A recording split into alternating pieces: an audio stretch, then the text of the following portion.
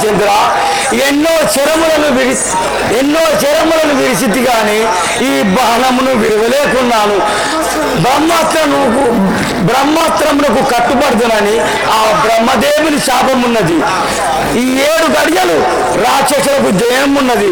కానీ సూచద రాఘవ రామచంద్ర కడు